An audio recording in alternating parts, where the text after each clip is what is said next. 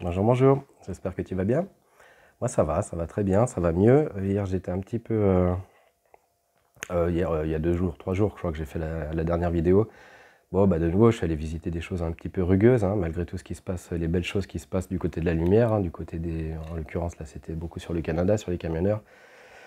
Quand je vais me connecter à l'autre partie, c'est vrai que des fois, je peux être un petit peu agacé, un petit peu rugueux à force de voir certaines choses. Alors, attends encore, prends pas le câble, attention.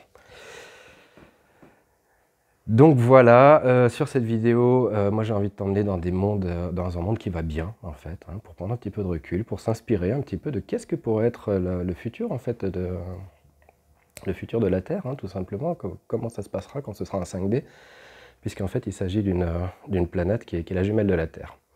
Bon, avant de commencer, je voulais demander pardon à ceux qui se sont quand même assez offusqués parce que ils ont condamné mon comportement avec mon chat, hein, qui était inadmissible, puisque plusieurs fois, eh bien, voilà, il m'a monté dessus et puis je l'ai remis par terre à plusieurs reprises. En fait, il était particulièrement affectif. C'est vrai, il est très affectif.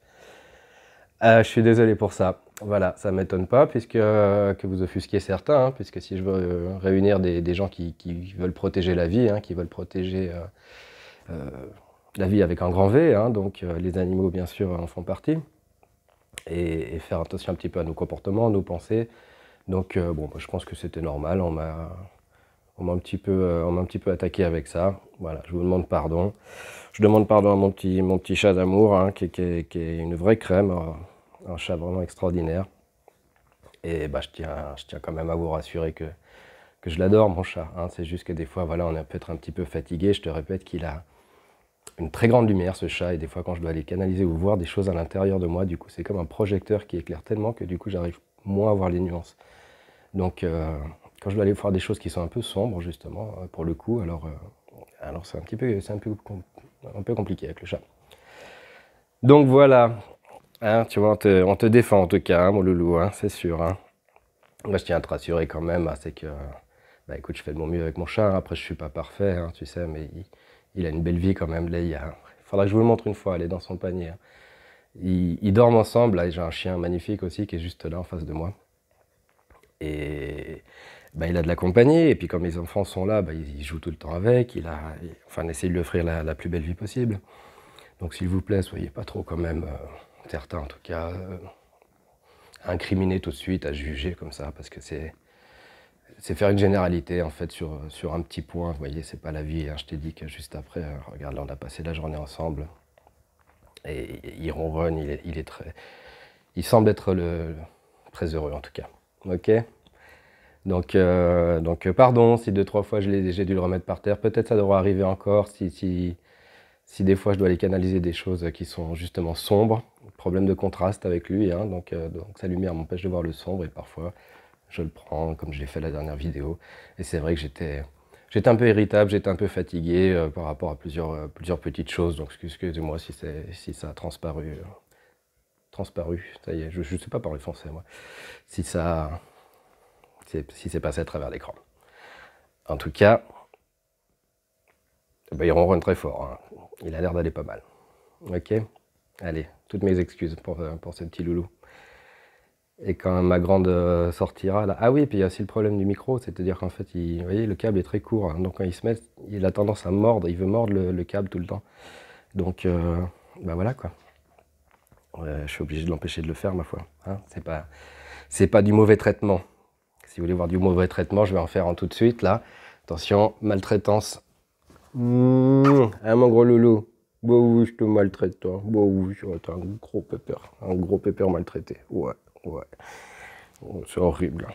C'est horrible la vie. Bah oui.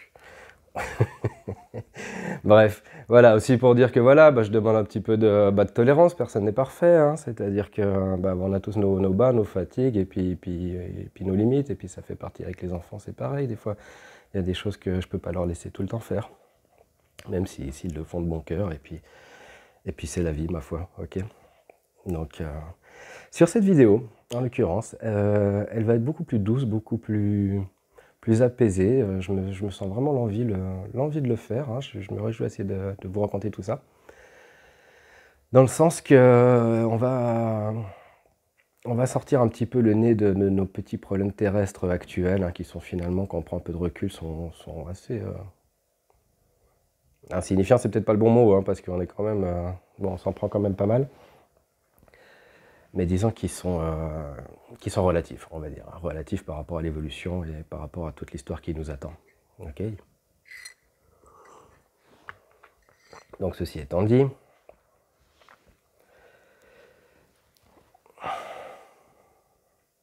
je vais me centrer un petit peu, hein, je vais me connecter.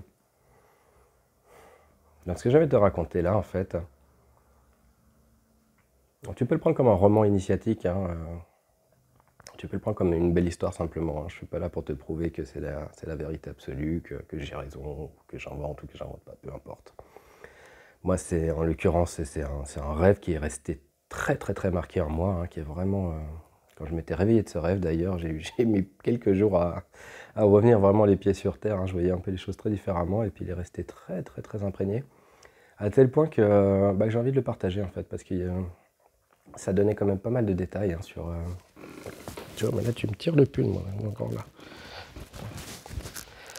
Ça donnait quand même pas mal de détails vachement intéressants sur qu'est-ce qu'on pourrait faire par la suite, hein, au niveau du système, de la société, de la façon de penser, du fonctionnement entre les gens, en fait, de l'intérêt que l'ont les gens de faire des actions ou pas, ce qu'on appelle le travail ici. En l'occurrence, là-bas, les choses se font par plaisir. Donc, il s'agit en fait de la planète qui s'appelle, alors, ça de nouveau, hein, c'est ce que j'ai entendu, hein, ma foi. Peut-être que d'autres auront canalisé aussi, ce serait chouette, hein, si vous pouvez me dire dans les commentaires si d'autres ont fait ce genre de rêve ou ont partagé ce genre d'expérience, ou ça résonne en toi. En tout cas, j'ai trouvé ça vraiment, vraiment très chouette, hein, de pouvoir aller visiter ça, hein. Donc on va faire un petit peu de tourisme galactique, ok? Donc, je n'enlève pas le chat, ok? Ça va. J'ai un petit peu de peine à me concentrer quand il me plante les griffes comme ça. Je l'aime, mais ça fait mal. Alors, donc il s'agit de la planète Vega. En fait, c'est une planète qu'on pourrait dire jumelle de la Terre. Mais c'est comme si c'était une planète qui était jumelle de la Terre, avec une végétation, avec des habitants assez similaires, mais qui est quand même plus à mi-chemin, j'ai envie de dire, hein. Elle est à mi-chemin entre la 5D vraiment et puis la 3D, on pourrait dire. Je ne suis pas en train de parler de 4D, hein, t'inquiète pas. Il y a un bon petit morceau là à sortir, hein, parce qu'il y a pas mal de détails. Alors excuse-moi, bon, tu sais que je fais des vidéos toujours assez longues, hein. Celle-là va être sûrement assez conséquente, assez longue. Bien, alors tout a commencé en fait. C'est un ami qui a voulu me faire visiter son monde. Il faut savoir que toi et moi, on est des êtres multidimensionnels, ok? Tu as cette expérience-là sur Terre, mais très probablement, tu es en train de vivre une autre vie ailleurs, en parallèle, sur une autre planète, très certainement. Et puis tout ça, ça vient corroborer des expériences qui vont se lier à un point donné. Donc c'est pour ça que j'ai bien envie de te partager ça, parce que peut-être que toi, à l'instant présent, en fait, tu es en train de vivre cette vie sur cette planète qui est beaucoup plus normale, j'ai envie de dire. Donc c'est une planète qui n'est pas en quarantaine, qui a évolué normalement, où les gens vivent tout à fait normalement, où il n'y a pas cette noirceur, cette ombre, hein, qui est venue infecter. Donc ils font un autre type d'expérience. Ils font des expériences très intéressantes aussi, mais qui sont quand même assez différentes d'ici, bien que quand même assez similaires dans le fonctionnement et puis dans la façon d'être et de se nourrir et de travailler, et ainsi de suite. Alors, je vais essayer de commencer par le commencement, sans me perdre, sans trop m'éparpiller. L'histoire a commencé en fait en connaissant un ami ici, un être humain incarné comme toi et moi. Il s'appelle Juan Carlos, hein. C'était à Cuba, à Trinidad, quand je l'ai connu.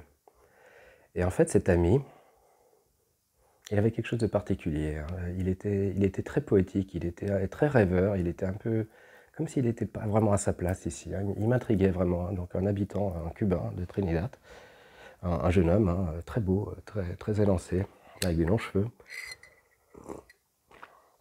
Et il aimait écrire. Bon, je lui aimais, j'espère bien qu'il est encore vivant, j'ai plus de nouvelles malheureusement. Mais il aimait écrire des poèmes, il aimait jouer de la musique et des choses comme ça. La relation a commencé avec lui, on s'est fait amis, on était avec un groupe de Français là-bas. Et puis en fait, lui habitant à Cuba, tu sais que là-bas il gagne à peu près 20 $ par mois, hein.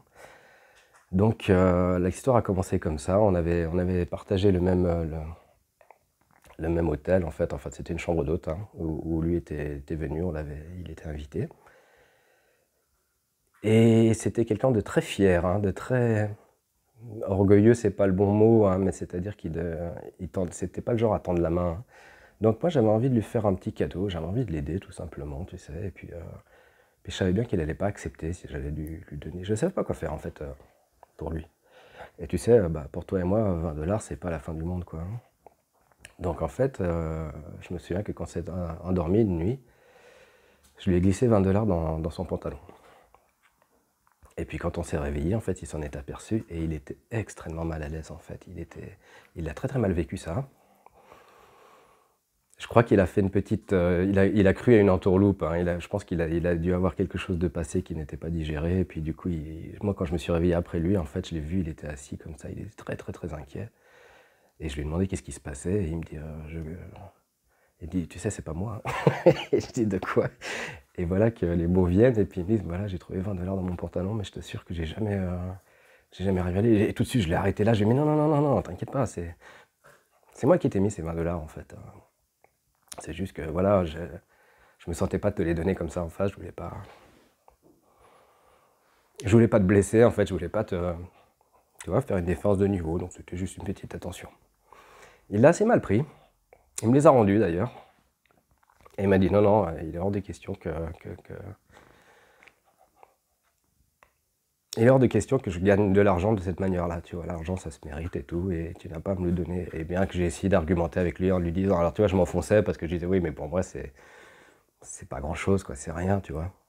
Mais tu vois, quand tu dis ça à quelqu'un qui doit les gagner en un mois de salaire, hein, c'est sûr que du coup j'étais un petit peu à court d'arguments. Bon, bref. L'histoire s'est arrêtée là, et puis il me les a rendus, ma foi, et puis on en a pu reparler. Plus tard, à mon retour, j'habitais en Espagne à l'époque, et à mon retour, là, c'était la période où je faisais beaucoup de méditation et de sortie de corps assez facilement, hein. Et voilà. Non, mais alors non, ne me mords pas le câble, hein.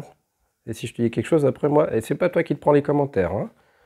Arrête, hein, parce qu'en plus il est tout fin, tu vas le péter. Ça va? Vous tenez le coup? Attention, c'était le moment violent de la vidéo. Non mais chaton, arrête! Arrête de mordre ce câble. Laisse-le tranquille maintenant. Je sais bien que ça t'amuse. Voilà. Là, on va faire une petite parenthèse encore avant de commencer l'histoire. Effectivement, j'ai pas une, mais 3 souris qui sont derrière moi, hein. Alors, encore, des gens qui se sont offusqués, que ça les piquait très fort, que j'ose mettre des souris en cage. Vous êtes dur quand même, hein.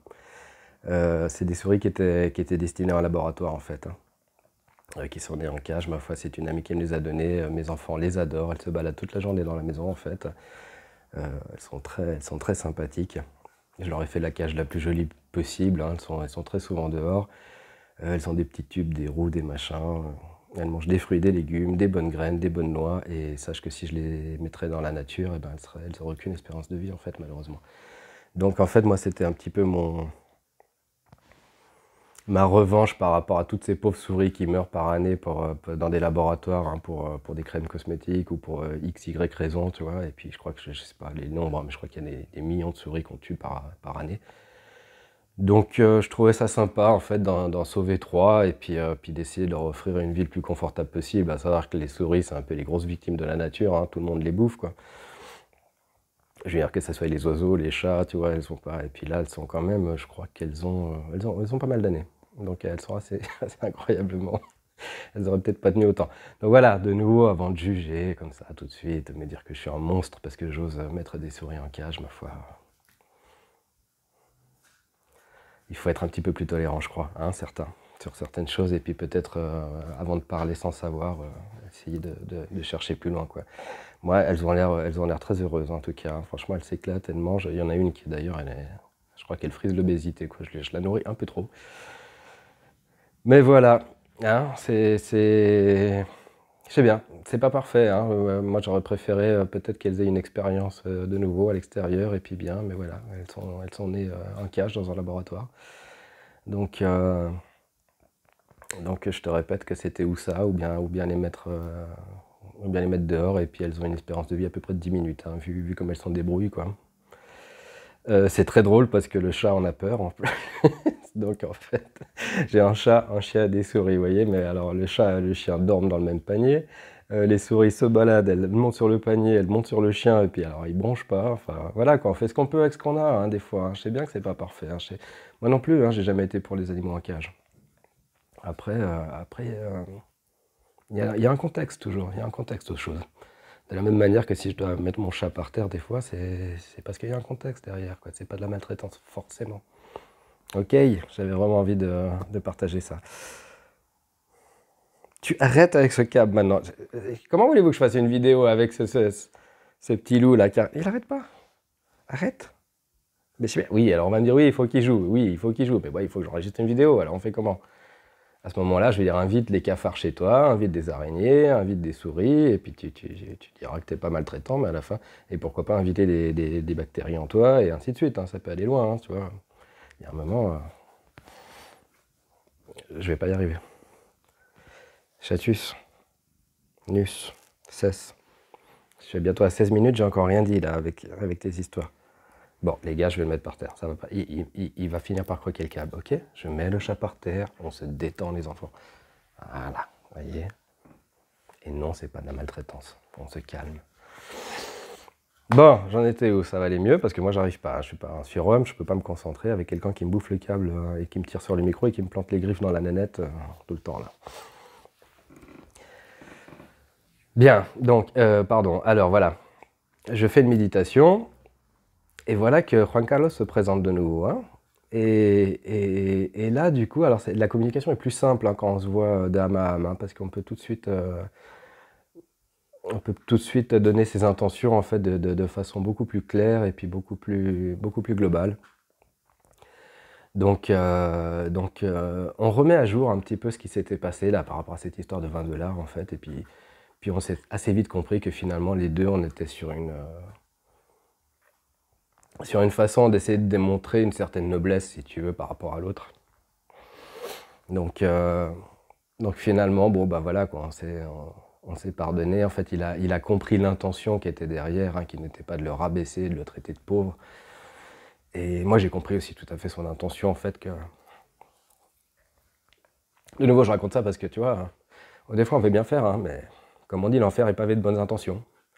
Donc moi, mon intention, c'était simplement de lui donner ça, et lui, ça l'a fortement blessé, parce que du coup, ça mettait vraiment une différence entre lui et moi, tu vois. Donc, une fois qu'on avait compris ça, que voilà, finalement, bah, qu'effectivement, hein, c'était que des bonnes intentions des deux côtés, puis que les deux, on avait voulu faire plaisir à l'autre, quoi, tout simplement, et puis montrer un peu qui on était. Mais des fois, on peut être maladroit, hein, tout simplement. Donc là, à ce moment, en fait, il me propose quelque chose où je me souviens vraiment très bien. Il me dit, écoute, là, d'âme à âme, hein, donc là, on est beaucoup plus conscient, en fait. Il me dit, alors moi, maintenant, c'est moi qui aimerais te montrer quelque chose. C'est moi qui aimerais te faire un cadeau. Est-ce que tu l'acceptes? Et j'ai dit, ben, ok, cool, quoi. Alors, c'est sûr qu'il ne pouvait pas me filer du blé. C'était pas un cadeau comme ça. Et il me dit qu'en fait, lui on pourrait dire sa maison maître, hein. Alors oui, on est dans plusieurs mondes, mais disons qu'il y a des attachements qui peuvent être plus ou moins forts, hein. Il y a des gens qui vivent sur Terre, mais qui se sentent pas chez eux, ma foi, hein. Ils se sentent pas à leur place, et d'autres qui sont super bien incarnés, comme des poissons dans l'eau sur Terre. Alors lui, il était comme un poisson dans l'eau, par contre, pas sur Terre, mais sur cette planète qu'il appelait, lui, la planète Vega. Où il avait une vie, il avait énormément de choses à faire, il avait un travail d'ailleurs très important qu'il adorait faire là-bas. Et il m'a dit, si tu veux, si tu acceptes, là, dans cette méditation consciente, hein, puisque je l'avais en face de moi, il dit, si tu acceptes, je t'emmènerai dans mon monde et j'aimerais vraiment te montrer qu'est-ce qui se passe là-bas, et puis Et puis de quelle façon, en fait, les choses fonctionnent, quoi, tout simplement, tu vois. Et puis j'aimerais te faire visiter comme ça parce que ça me fait plaisir. Et mais du coup, moi, j'étais pas assez, là, je pouvais pas le faire en méditation. Il me dit, t'inquiète pas, je viendrai te chercher le temps venu. Je dis, ok, d'accord. Et là, quelques temps ont passé après, peut-être même une année ou deux, hein, je sais plus. Et voilà qu'une fois, bah, je m'endors bêtement, hein, comme tout le monde.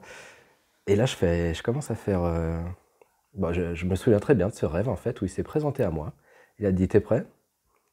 Si tu veux, c'est maintenant. Il y a les bonnes énergies, il y a, je sais pas, il avait calculé je ne sais pas quoi, pour que ça puisse se faire. Il m'a dit, si tu veux, je te prends par la main et puis je t'amène dans mon monde et puis je vais voir ça. Donc, tu vois, c'est des rêves très conscients. T'as pas du tout l'impression d'être en train de dormir, hein, sur le moment. Il me prend par la main. Et là, ça fait comme un espèce de trou de verre, en fait. Il y a une espèce de tunnel noir. À un moment, je voyais pas grand-chose. Et puis, il y a eu, effectivement, un peu comme dans les films, c'est où je voyais un truc passer comme ça. C'était assez furtif. Et voilà bien que je me retrouve. Alors, tac, là, je le vois beaucoup mieux, pour le coup. Je le vois très, très défini, hein, comme je vois maintenant, en fait, hein. Et puis, on se retrouve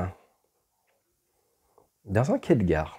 Alors, je t'ai dit, c'est une planète qui ressemble beaucoup à la Terre, hein. C'est pas la Terre, mais il y a des choses qui y ressemblent. Mais après, dans plein de détails, finalement, les choses sont très différentes, en fait. Tout en étant un petit peu inspiré des choses qu'on pourrait avoir ici. Je vois des humains autour de moi, des humains comme toi et moi, sauf qu'ils ont l'air tous très fit, hein, alors très en pleine forme, très jovial, tous un corps, tu vois, il n'y a pas de, il n'y a pas l'air d'avoir d'handicap ou d'obésité ou de choses comme ça. Enfin, ils sont tous vraiment, vraiment bien, quoi. Ils vont bien, ces gens-là, quoi, tous. Je vois des gens qui sont affairés, aller à gauche, à droite. C'était une espèce de... Bah, ça ressemblait vraiment à ce qu'on peut trouver sur Terre, hein. Donc c'était un lieu, c'était un cercle comme ça. C'était en rond. Et puis il y avait une galerie marchande, en fait. Et puis il y avait des escaliers comme ça qui partaient dans plusieurs endroits qui menaient en fait à des quais de gare différents. Et nous, on était là, placés au centre. Et il me regarde comme ça, très fier de lui, hein, très content. Il me dit, bah voilà, je t'ai préparé une petite surprise, tu vas aller voir tout ça. Et donc je vois des êtres humains comme ça qui passent autour de moi et tout. Et puis ça me fait bizarre de raconter ça, hein. C'est vraiment bizarre, hein. Ouais, c'est un peu long, hein, je m'excuse, hein, ça va commencer, hein, mais je vais me connecter à ça et vraiment c'est waouh, quoi. Moi, en fait, ce que j'espère, c'est justement c'est qu'on trouve des inspirations et puis pour notre monde ici, en fait, hein, pour essayer de calquer certaines idées, en tout cas, hein. Et puis tu verras que c'est pas des idées qui sont très loin, qui seraient impossibles, en fait, hein. Il y a un pas, le pas est il est très mince finalement. Alors, bref, allez, on y va, je commence. Ah, il y en a qui vont encore me prendre pour un dingue, hein, mais bon, ma foi, je suis plus à ça près. Il me dit, écoute, on va faire une petite randonnée. Je vais te montrer un lieu naturel et je vais te montrer là où je travaille, mais tu vas avoir besoin d'un petit peu de matériel pour pouvoir le faire. Je dis bien, alors, et je le suis, et voilà qui m'amène dans ces galeries marchandes, il y avait des magasins. Donc c'était souterrain, là, hein, on était encore à l'intérieur, je ne voyais pas l'extérieur. Il fallait monter les escaliers pour pouvoir prendre le train, pour pouvoir être dehors. Et là, donc il m'emmène dans une espèce de magasin qui ressemble à un magasin tout à fait classique, hein, terrien en fait. Et il y a il y a une dame là, très joviale, hein, très contente d'être là, on la sent, là, une vendeuse, donc, qui n'est pas une vendeuse, hein, puisqu'elle n'a rien à vendre. Déjà, première différence qui m'a très étonné. Et ils avaient du matériel, effectivement, qui ressemblait un petit peu à un genre de petit décathlon, hein. Ils avaient du matériel sportif, des chaussures, et là, en fait, il me prend, alors du coup, il demande à la dame, hein, voilà, pour moi, il me dit, voilà, j'aurais besoin d'une paire de chaussures, hein, pour la randonnée, pour la montagne. Elle nous conseille, elle nous en sort une, ah, ça ira très très bien, tu verras, super. Et aussi, alors étonnant, un sac qui était un parachute, en fait. Et il me dit, t'auras besoin de ça aussi, et puis encore deux, trois petits détails, une gourde, je crois, pour boire. Donc, donc elle me conseille très gentiment, elle prend vraiment ce qu'il y a de plus joli, hein, dans le magasin, vraiment un petit peu le meilleur qu'elle avait. Et puis il la remercie infiniment, et il a dit bah, merci beaucoup, à bientôt, et puis ça s'arrête là. Alors première question que je lui pose, je dis mais comment ça se fait que tu payes pas en fait? C'est-à-dire qu'il nous donne le matériel, comment ça marche le truc? Donc c'est là où ça commence à devenir intéressant. Et donc il lui dit bah demande à la vendeuse, elle t'expliquera. Alors je lui pose la question et je lui dis: «Mais comment ça se fait qu'on vous doit rien en fait? Vous nous donnez ça comme ça, tout à fait gratuitement?» Elle rigole, elle fait: «Bah, il y a pas de système d'argent ici, bien sûr que non». Mais alors j'ai mis: «Alors quel est l'intérêt? Comment c'est possible? C'est-à-dire comme il y a bien des gens qui le fabriquent, vous êtes là, comment rendre l'appareil en fait?» Elle me dit: «Bah, c'est très simple en fait, c'est-à-dire que moi par exemple», donc la vendeuse en parlant d'elle, me dit qu'elle était là, ça va Loulette. Elle me dit qu'elle avait besoin de matériel. Tiens, viens dire bonjour, attends, viens. On n'est plus à ça près. Viens, Loula, viens voir, viens, saute, viens. Oula. Voilà, attends, comme ça c'est fait, puis après on va commencer l'histoire. Je te présente Loulette. Hein, regarde, dis bonjour à la caméra. Voilà, tu vois, quand je dis, il dit de sauter sur mes genoux, elle fait des petits caniches. Ça, c'est ma super pote d'amour, ça c'est la meilleure. Ça, c'est le chien le plus cool qu'il existe sur la planète. Une gentillesse, un amour sur pattes, comme tu n'auras jamais vu. Attention, maltraitance. Voilà. Bon, toi aussi, tu es maltraité. Vous êtes tous très maltraités dans cette maison. Bah, oui. Voilà. Alors, attention, parce que là, le câble, il va décoller. Aïe, aïe, aïe, aïe, aïe. Hop là. Voilà. Ah, elle a marché sur le chat, il n'est pas content. Maltraitance numéro 4. Bon, on va la commencer cette vidéo ou quoi? Mais pas. Bon, l'avantage c'est qu'il n'y a jamais rien à la télé, donc je te fais perdre du temps, ma foi. Mais bon, je sais pas si c'est vraiment une perte de temps par rapport à ce qu'on peut voir sur des autres écrans. Donc en fait, elle m'explique cela. Elle me dit qu'en fait, l'échange se fait, le système en fait sur cette planète, c'est très simple, c'est-à-dire qu'elle, la veille, avait besoin de matériel. Ok, elle a pris ce matériel et comment elle pouvait le rendre en fait, bah, simplement en venant dans des jours qui lui convenaient, hein, faire des demi-journées en fait, et puis s'occuper elle-même du magasin. Tu comprends? C'est-à-dire que l'échange, il était là. Donc en fait, les choses sont un peu à tout le monde, tout appartient à tout le monde, et les gens ont plusieurs vocations, et les gens ne font que les choses par plaisir en fait. Ils font ça uniquement par plaisir et par gaieté de le faire, par gaieté de cœur. Et elle disait, bah voilà, du coup, je peux pas les appeler les vendeurs du coup, mais je sais pas comment on peut appeler ça, quoi. Des échangeurs, quoi, enfin c'est même pas du troc en fait, c'est plutôt un système de donnant-donnant à chaque fois. Donc elle avait plaisir, elle avait cœur, et personne ne l'obligeait à le faire, hein, mais elle avait cœur à venir justement s'occuper de ce magasin pendant plusieurs demi-journées en fait, et ce qui allait en fait contribuer et payer le service tout simplement. Donc la personne qui était là, qui la succède, en fait, lui explique le fonctionnement, le matériel, tout ça, si elle ne le savait pas, tu vois. Et puis donc, du coup, c'est assez simple, hein, puisque tout est donné. Hein. Et voilà, donc elle avait beaucoup de plaisir à pouvoir s'occuper de ce petit magasin un jour, et puis après, le jour d'après, elle ferait autre chose, et tout le monde a comme ça plein de métiers, en fait, plein de cordes à leur arc. Et alors je pousse un petit peu la question un peu plus loin, je dis mais il y a quand même des gens qui l'ont fabriqué ça, c'est-à-dire que le fournisseur, vous fournissez bien à un endroit, non? Et elle m'explique que c'est la même chose. Il y a des gens qui ont vocation à fabriquer des choses et ils le font aussi par gaieté de cœur, par plaisir. Donc en fait c'est pour ça que tout était vraiment de très bonne qualité, hein, très bonne facture. Et puis elle me dit bah là il y a des gens qui eux sont plus manuels et puis ils ont plaisir à aller fabriquer des chaussures, des parachutes, des gourdes. Et ils le font aussi par plaisir, et puis parce qu'ils sont aussi contribués à quelque chose, et puis que auparavant ils ont dû avoir un système différent. Donc là c'est juste un petit exemple si tu veux, mais c'est quelque chose de très global, hein, donc chacun s'y retrouve en fait à partir du moment où tout le monde joue le jeu. Et effectivement, bah, tout le monde joue le jeu. Ce qui est intéressant aussi, qu'il n'y avait pas de porte dans ce magasin. Et elle me dit, bah, elle ne comprenait pas l'intérêt de mettre une porte, en fait, tu vois, avec une serrure, hein, parce que c'est-à-dire que quand il n'y a personne, ça ne viendrait pas l'idée à quelqu'un de venir voler, ou s'il a besoin de quelque chose, il le prendrait, mais en laissant un mot et ses coordonnées, et puis dire, bah voilà, et je rendrai un autre service plus tard. Ok, donc ça, c'est déjà premier truc qui m'a assez étonné dans le fonctionnement de Vega. Une fois qu'on avait notre petit matériel, là, il voulait rien me dire, hein, c'est-à-dire que je ne savais pas trop ce qu'il me préparait comme truc. On monte ces fameux escaliers, et puis il m'amène, il y a un petit train qui ressemble à des trains en fait, terrestres. Hein, mais il avait peut-être trois wagons, de locomotive. On rentre dedans, le train n'était pas bondé, il était peut-être plein à 30%, il y avait des passagers, des passagères dedans.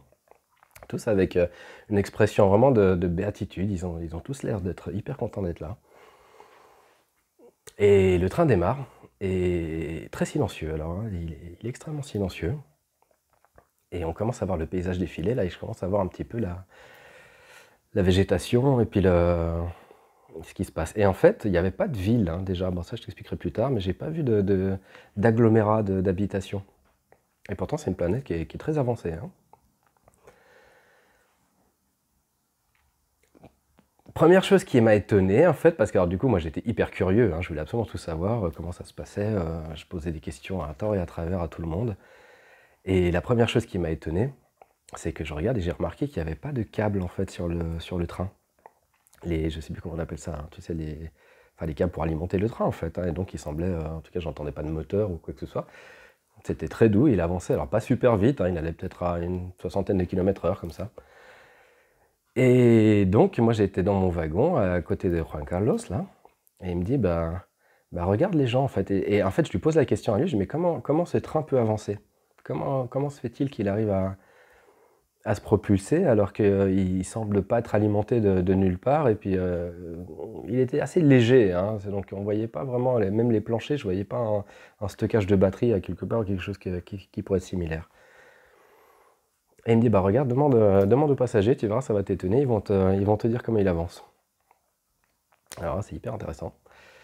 Je me lève et puis je vois une dame qui était comme ça en fait, en train de regarder le paysage avec un grand sourire, super, elle avait l'air super bien, elle était dans un état méditatif. Et je pose la question à cette dame, je dis mais est-ce que vous savez comment ce train, par quelle énergie il arrive à se mouvoir en fait? Et elle me regarde comme ça avec un petit sourire, elle me dit bah par la joie. Et là je comprends pas quoi, je lui dis comment ça par la joie? Elle dit bah par la joie de le faire avancer. Alors là je voulais en savoir plus, tu vois. Et elle m'explique un petit peu en gros. Elle me dit tu vois, quand tu es dans une énergie paisible comme ça de joie, tu regardes le paysage, tu as envie que les choses se passent, tu as envie que les choses... tu as envie d'être là en fait, tu es vraiment dans la présence du je suis, tu développes une énergie, ton champ aurique commence à briller de plus en plus. Et en fait, je suis en train de méditer justement par rapport à ça en fait. Et je suis juste en train de me dire que je suis content d'être là et que je me réjouis d'être à la maison en plus. Et en plus, j'aime voir ce que je vois par la fenêtre parce que c'est beau, parce qu'il y a un magnifique paysage. Et tout ça, en fait, ça vient créer une énergie. Et je vois que tous les autres passagers, en fait, font la même chose. Ils sont tous dans un espèce d'état méditatif, comme ça, un peu rêveur, un peu... Tiens, comme ça, tu sais. Et puis, et puis elle me dit, tu vois ces petits cubes en haut? Et effectivement, je regarde, et il y avait peut-être, tu vois, tous les 4-5 mètres, un cube de 10 cm² avec une petite antenne parabolique. Mais toute petite, hein, quelque chose de très simple, hein, qui était comme ça entre le système d'éclairage. Elle me dit, ça c'est des capteurs d'énergie en fait. C'est-à-dire qu'ils se servent simplement de l'énergie du champ aurique des passagers, et c'est les passagers qui arrivent à le faire mouvoir. Mais si tu veux plus de détails, moi je ne connais pas tout dans les détails, je sais juste que mon rôle à moi en fait, c'est d'être heureuse et d'être bien là où je suis et de me réjouir d'aller à la maison. Et en fait, ouais, je lui ai aussi demandé, mais alors du coup, ça doit être fatigant, non? Parce que c'est vous qui faites avancer le train. Elle fait, non, non, t'inquiète pas, il y a un système de récupération, genre plus-moins. Et puis par le siège, en fait, elle récupère son énergie. Ok. Alors à ce moment-là, je vais je voulais en savoir plus. Et puis je vais me déplacer, puis je vais jusqu'à la locomotive, hein, où il y avait le chauffeur. Donc de nouveau, un espace complètement ouvert. Le mec n'est pas du tout enfermé, hein, il était en train de papoter avec un passager. Il conduisait son train aussi, alors lui, avec une joie incroyable. Et donc, je lui dis, mais alors voilà, on m'a expliqué ça, puis il m'en explique un peu plus, donc il me donne quelques détails supplémentaires. Il me dit, oui, oui, alors c'est une histoire, voilà, de voltage, machin. Et puis en fait, c'est simplement, plus il y a des gens et plus le train ira vite, mais bon, ça se compense aussi par le poids, donc du coup, on va à peu près, bon, de toute façon, on n'est pas très pressé. Le but, c'est de faire le voyage, on a tous plaisir à le faire, donc on ne dépasse pas les 60, peut-être 80 km/h, mais on a tout notre temps. Et en plus, c'est vachement bien foutu, parce que ça capte cette énergie des gens, ça rentre dans ces espèces de récupérateurs, boum, ça part sur un genre de système électrique qui part sur des petits moteurs électriques qui font tourner les roues. Et cette énergie, après, est récupérée encore. Et effectivement, ils avaient des... Par le siège, en fait, c'est comme si elle était même décuplée. C'est-à-dire qu'en fait, les gens, au lieu de fatiguer, plus ils méditaient, plus ils faisaient avancer le train. Et parallèlement, il n'y avait pas d'énergie perdue. C'est-à-dire qu'en fait, eux-mêmes se rechargeaient, en fait. Donc, plus ils voyageaient loin, et puis plus ils étaient reposés, les gens. Et en fait, quand ils finissaient leur voyage, ils étaient en pleine forme. Ça, il m'expliquait un truc qui était plus complexe, là. Il m'a dit, en fait, ça les... Ils calculent des choses sur le nombre d'or, en fait, hein. Donc, c'est vraiment une technologie très, très respectueuse, et puis de la vie, hein. Donc, en fait, plus tu dépenses cette énergie, et puis plus tu la regagnes, si tu veux, mais de façon traduite, et puis de façon rééquilibrée.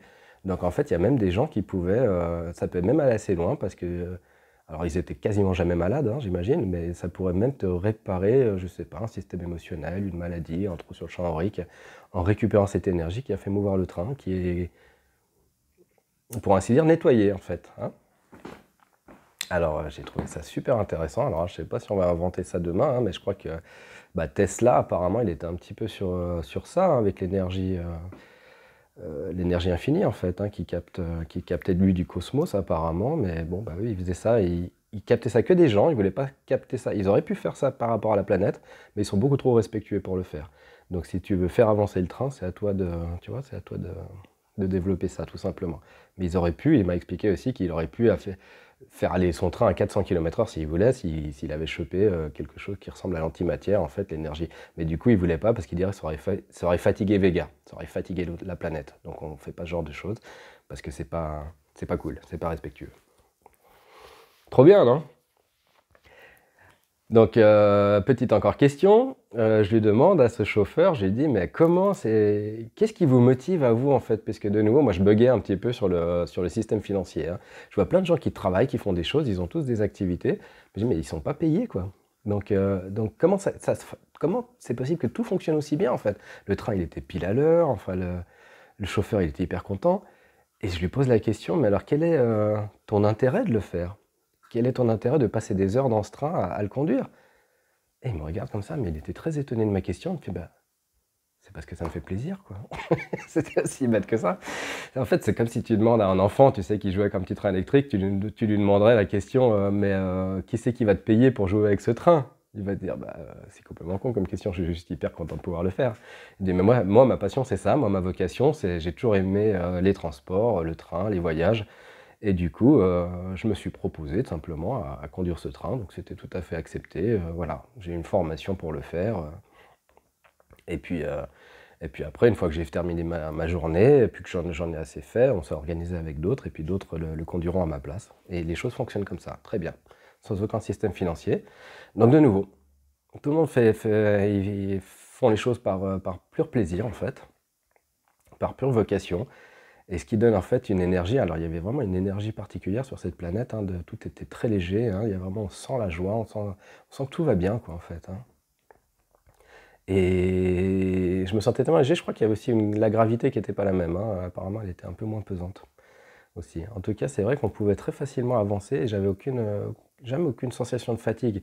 Et pourtant, il y a des rêves des fois, hein, tu sais, quand tu essaies d'avancer comme ça, tu es hyper lourd, t'as beaucoup de peine à te mouvoir, ça te paraît. Alors là, c'est quand on va dans des couches qui sont plus denses.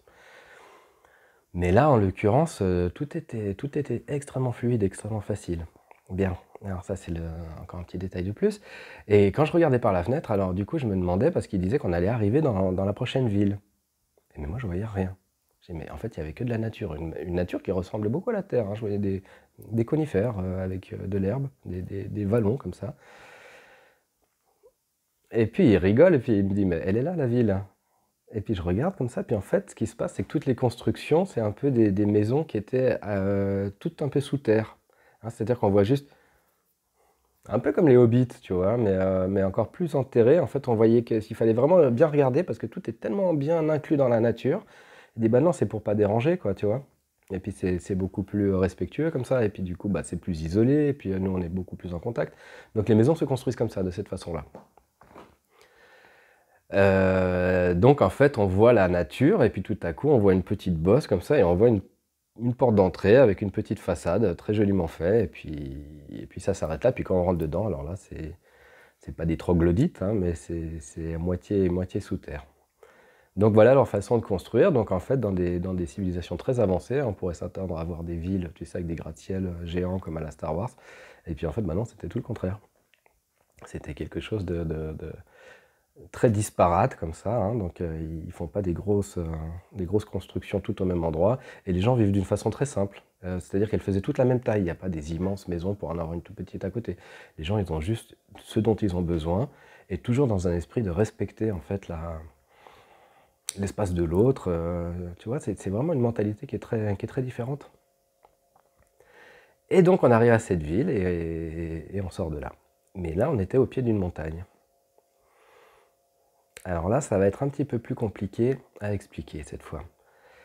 Je t'ai dit au début que c'était une planète qui était un peu entre deux. C'est-à-dire que oui, il y a des êtres humains comme ça, comme toi et moi, de chair et d'os, mais ils sont à mi-chemin en fait entre des êtres éthérés et des êtres. C'est comme s'ils apprenaient en fait consciemment à devenir, à passer, j'en sais rien, moi, à la 9D peut-être. C'est-à-dire qu'en fait, ils ont des capacités déjà qu'aurait un être de lumière. Ok.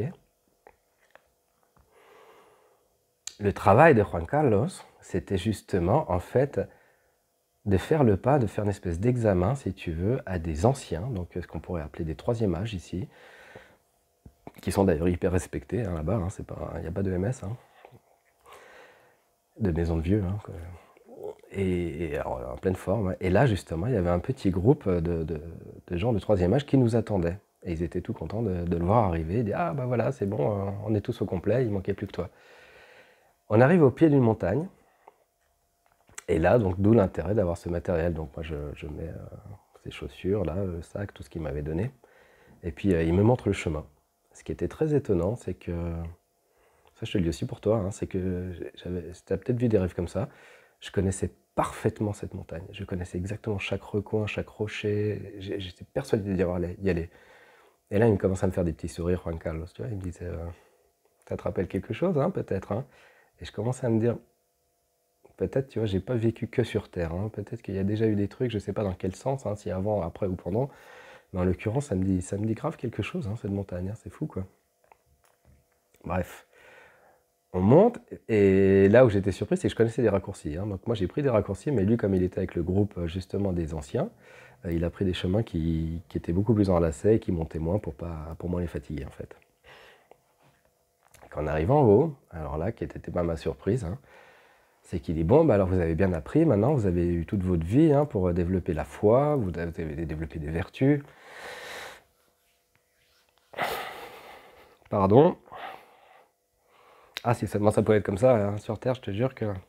Et ça, c'est la norme, hein, tu sais, on croirait que sur Terre, c'est partout comme ça, mais non, c'est la Terre qui est assez bizarre, hein, qui est assez spéciale. Hein, on est là pour apprendre des choses, hein, mais justement, hein, dans cette dureté, dans cette noirceur, et eux, vraiment, ils ont vraiment des occupations et des concepts qui sont très loin hein, de ce qu'on a l'habitude ici, quoi.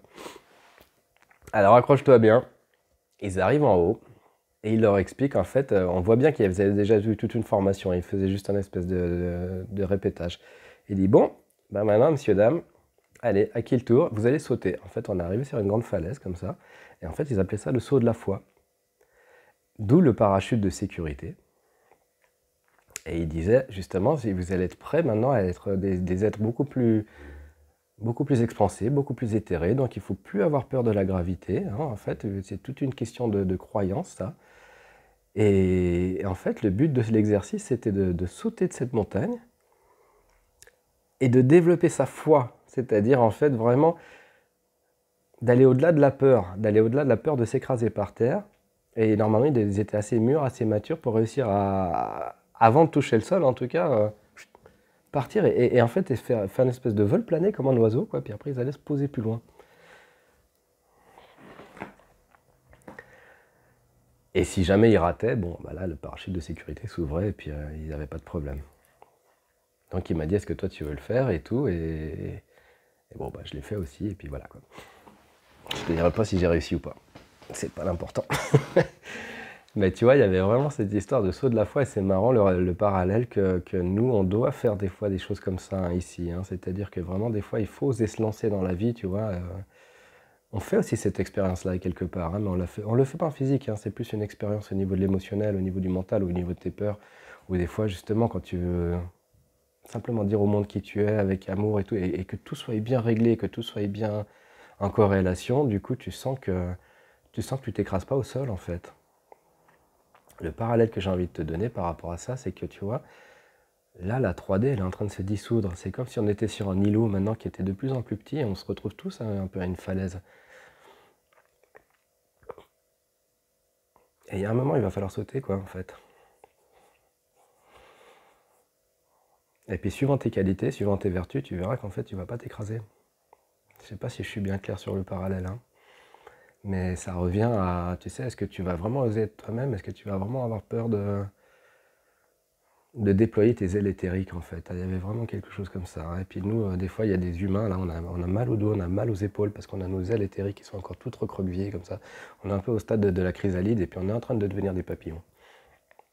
Donc, donc c'est très joli tout ça, quoi, tu vois, parce qu'en fait, je pense qu'il me montrait pas ça pour rien. Il m'a vraiment montré ces clés qui paraissent complètement saugrenues, hein, quand je te les raconte comme ça, mais qui finalement, en fait, moi, ça m'a vraiment donné des clés très importantes, tu vois. Le saut de la foi, c'est pour moi peut-être simplement de faire ces vidéos ou de m'être lancé dans ce que j'aimais faire vraiment, alors que la gravité, c'était les peurs, c'était le fait de ne pas y croire, de dire que, tu vois, j'aurais dû rester dans l'aviation parce que la sécurité, parce que machin truc. Ces choses qui t'attirent vers le bas, en fait. Et eux, ils contrebalançaient ça avec comme Baudelaire disait, rien n'est plus réel que l'amour et le rêve, en fait. Donc ils développaient ces vertus, et puis en fait, c'était super beau de voir ces anciens, en fait, qui sautaient comme ça, et puis que finalement, ils avaient des fois un petit peu peur, mais tu vois, au moment où ils arrivaient à se réguler, et puis ils partaient, ils s'envolaient, et puis là, l'examen était passé, il était super content. Et ça, c'était vraiment son métier. C'était un professeur de ça, donc en fait, très respecté là où il était.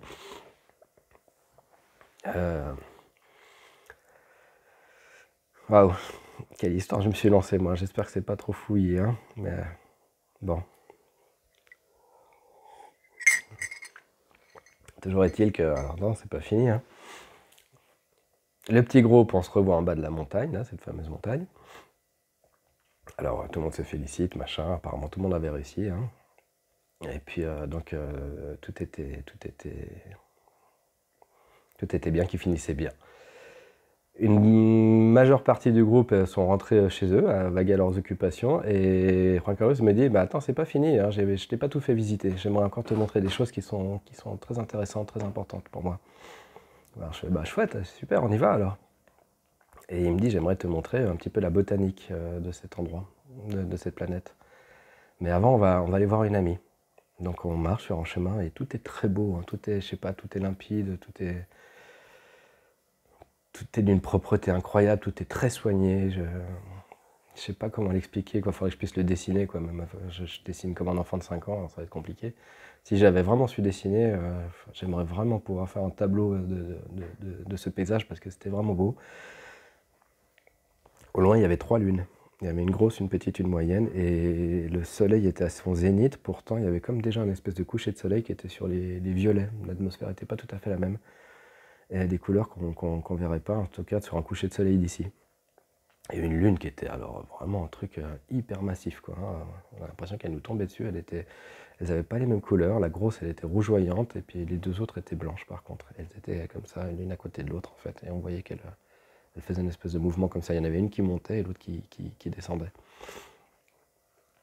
Il me dit, attends, t'as pas tout vu, on va aller voir cet ami. Et là, en fait, ce qui est extraordinaire sur cette planète, c'est qu'en fait, ils ont contact. Alors, il y a des humains de chair et d'os, comme je te disais. Ils sont en train de s'éthérer, mais ils ont aussi des contacts avec des êtres de lumière. Ils les voient parfaitement, parce que les vibrations sont suffisamment hautes, en fait, pour que les choses se voient de cette façon, en fait, hein. Et donc, ils sont très respectés. Alors, il y a des êtres de lumière qui sont, alors eux, pour ce que nous, on appellerait des maîtres ascensionnés ici, hein, mais alors qui vivent là, aussi, qui vivent en corrélation. Donc, il y a plusieurs niveaux d'êtres, en fait, qui se chevauchent et qui s'apprennent les uns les autres. Et voilà, donc on arrive, on suit un chemin là très joli. Je voyais ces petites habitations là comme ça, toujours un petit peu sous la terre, avec des arbres, avec des fleurs partout, hein, c'est très fleuri. Et on arrive à quelque chose qui ressemble à une petite école de campagne avec une petite classe. Et elle me dit, tiens, je vais te présenter une amie et tu vas voir. Et puis peut-être que si elle accepte, elle va, elle va t'accepter dans son cours et puis tu vas voir qu'est-ce qu'ils font. Alors effectivement, là je vois, il y avait, on rentre dans cette petite école, qui ressemble en tout cas à une petite école, et c'était comme une classe d'enfantine en fait, une petite classe d'enfants quoi. Mais là il y avait 4 ou 5 adultes hein, seulement, qui étaient donc de chair et d'os hein, comme moi, et qui étaient là en train d'écouter très, très attentivement ce qu'était en train de dire, ce qui est devenu ma prof plus tard, quand je l'ai appelée Amstaya, ok. Et par contre, la prof, elle était, alors moi je l'ai vue un petit peu symbolisée, si tu veux, comme un ange, un être de lumière qui avait, tu vois, une espèce de cône comme ça. Tu sais, ces petits, je sais pas si tu as eu ça, mais moi j'avais des petits anges qu'on mettait sur le sapin de Noël, en fait, qui étaient très stylisés, avec juste une tête, c'était une boule avec deux ailes comme ça, puis ça faisait un cône blanc. Donc elle ressemblait à quelque chose comme ça. Mais en fait, j'ai compris que c'était juste un habit, comme un uniforme qu'elle se mettait. Parce que si elle était à nu, c'est simplement une forme énergétique, une forme de lumière, en fait. Mais pour être reconnue, si tu veux, comme toi, tu sortirais pas tout nu dans la rue, tu vois, bah elle se vêtissait en fait de ça comme un espèce d'uniforme pour être reconnue. Et elle me dit, bah bienvenue, ça nous fait plaisir d'avoir ta visite, et puis si tu veux, bah, prends une place, et puis mets-toi un petit peu au fond, comme ça, dérange pas, et puis observe ce qui se passe, et puis tu vas apprendre des choses.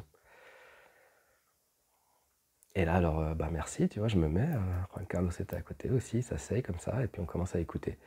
Et là, elle pose la question donc à un de ses 4 élèves hein, qui étaient là. Elle dit, alors toi, bah, lève-toi et raconte-nous alors, raconte-nous ton histoire.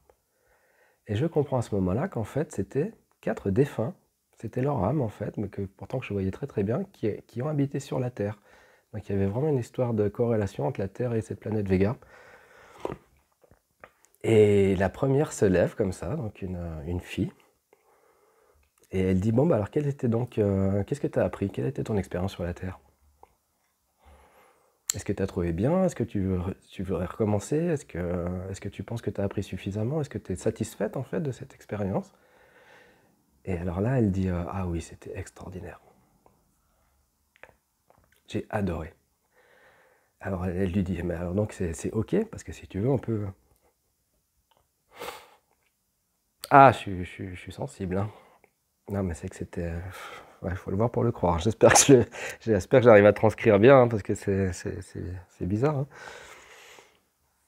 Et elle me dit, bah non, pour moi ça va. Ça va, je pense que j'ai eu ce que je voulais. Je suis bien rempli là, en fait, de cette. Je vais faire autre chose maintenant. Pour moi, c'est suffisant parce que elle est. Alors, quelle était ta vie exactement? Tu veux raconter ça au groupe? Et elle dit oui. Bah alors, en fait, j'ai choisi d'être. C'est un peu sensible parce que j'ai travaillé dans le milieu du handicap, en fait. Et elle disait, bah en fait, moi, j'étais trisomique 21. Donc, j'ai choisi cette expérience et tout. Et puis, du coup, le fait d'avoir cette trisomie qui était assez importante, hein, apparemment, hein, donc sur Terre, hein. Elle m'a dit, bah, du coup, c'était exceptionnel parce que j'ai pu remplir les cases que j'avais pas remplies dans notre vie.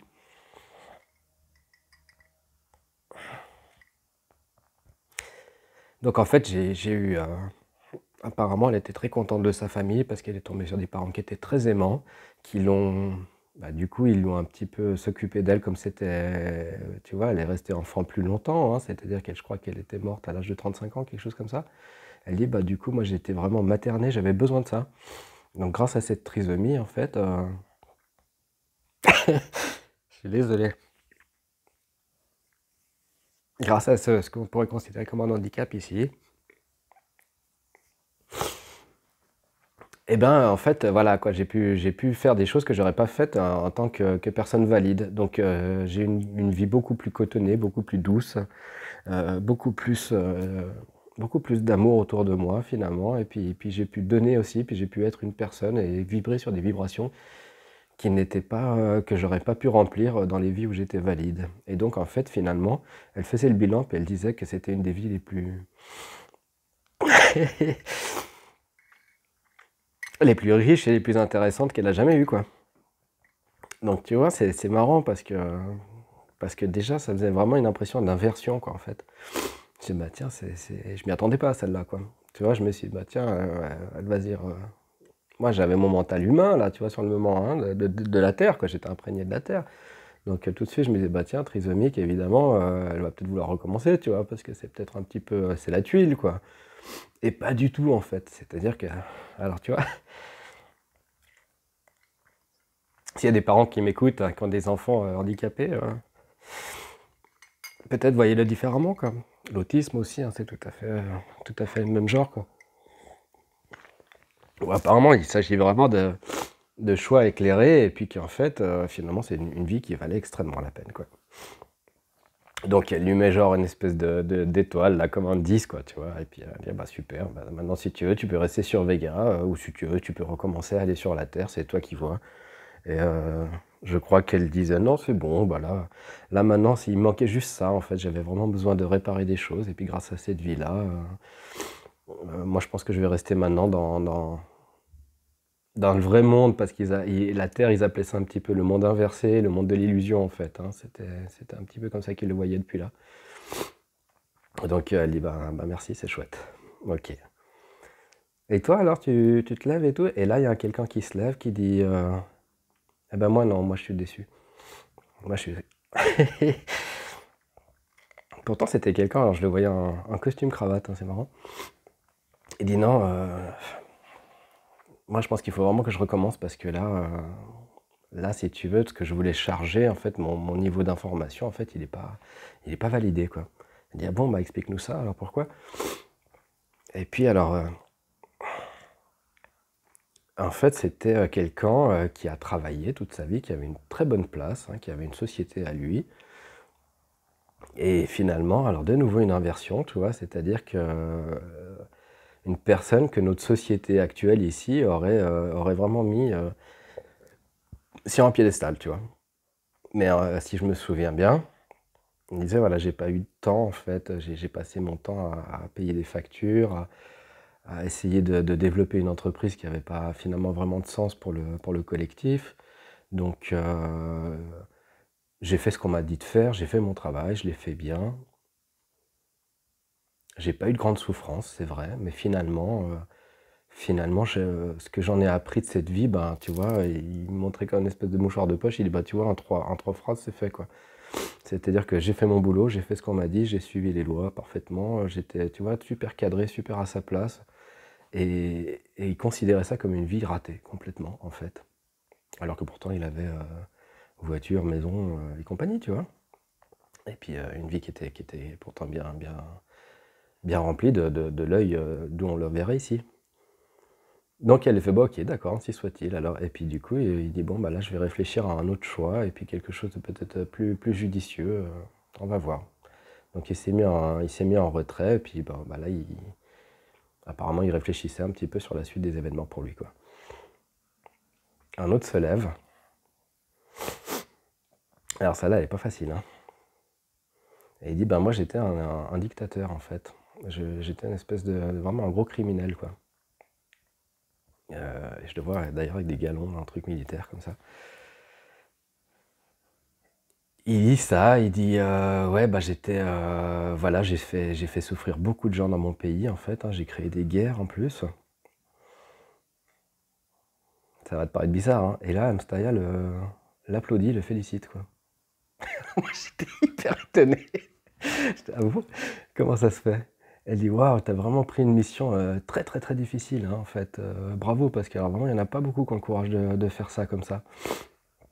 Et il dit oui oui je sais, alors, vraiment c'était dur, j'ai pas envie de le refaire, hein, vraiment. Hein, je me suis lancé là-dedans hein, parce que voilà, mais s'il te plaît, hein, tu me relances plus là-dedans, hein, parce que vraiment, ça m'a vraiment fait du mal et tout. Mais alors, c'est vrai que du coup, pour le coup, moi, j'ai appris énormément de choses. Hein. J'ai vraiment touché le noir de près, j'ai touché la souffrance et surtout, j'en ai créé autour de moi. Et là, Amstaya lui dit, oui, mais tu vois, par rapport à ce que tu as fait, en fait, tu es venu donner une polarité pour avoir la possibilité de contrebalancer pour que d'autres puissent faire des actes héroïques. Parce que ceux que tu considérais comme tes ennemis à quelque part ou comme les gens qui sont qui sont là pour te résister, te combattre, en fait, sans toi, ils n'auraient pas pu faire cette expérience lumineuse, tu vois?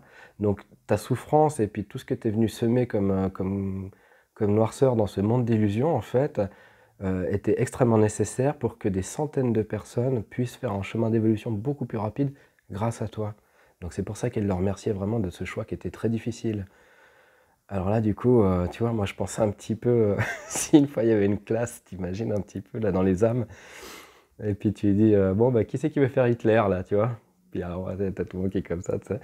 Puis tu peux te dire, le mec qui fait, moi, tu vois, bah, là, si tu vois dans le monde inversé, tu dis, waouh, il est quand même fichtrement courageux, le mec, hein.